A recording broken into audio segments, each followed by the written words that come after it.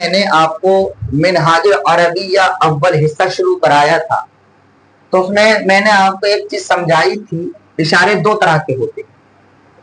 کیا بتایا تھا میں نے؟ اشارے دو طرح کے ہوتے ہیں، ایک اشارہ قریب کے لیے ہوتا ہے اور دوسرا اشارہ دور کے لیے ہوتا ہے۔ عربی کے اندر ہم نے قریب کے اشارے کے لیے کون سا ورڈ استعمال کیا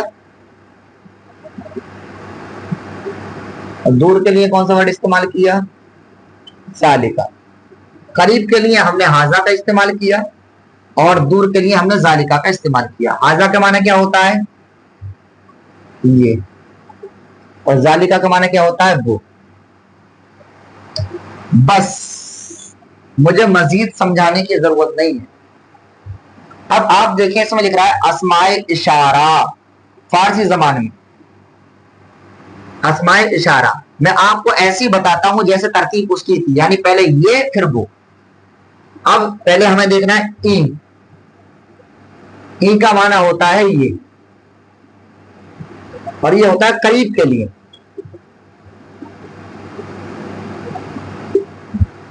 ہاں، اس کا معنی ہوتا ہے وہ، اور یہ ہوتا ہے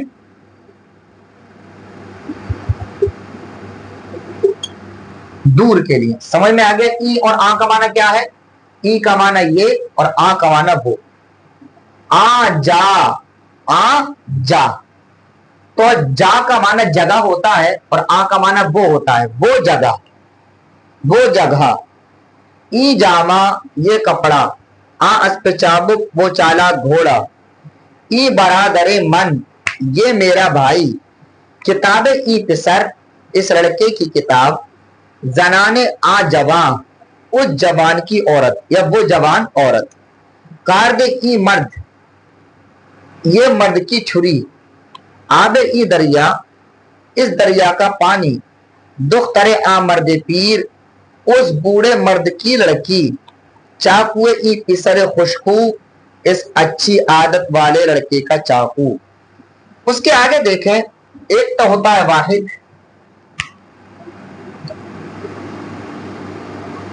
اور ایک ہوتا ہے جمع۔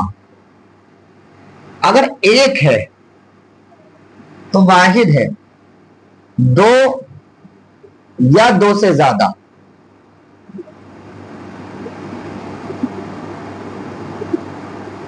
تو وہ جمع ہے، ٹھیک ہے؟ دو یا دو سے زیادہ ہے تو جمع ہے۔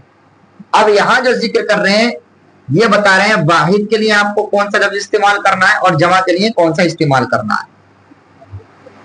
مرد، یہ واحد ہے یعنی ایک مرد۔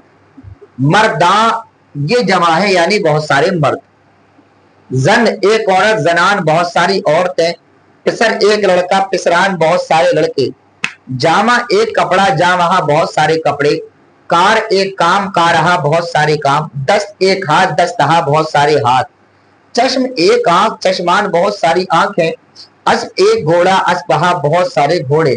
بندہ، ایک بندہ۔ بندگان، بہت سارے بندے۔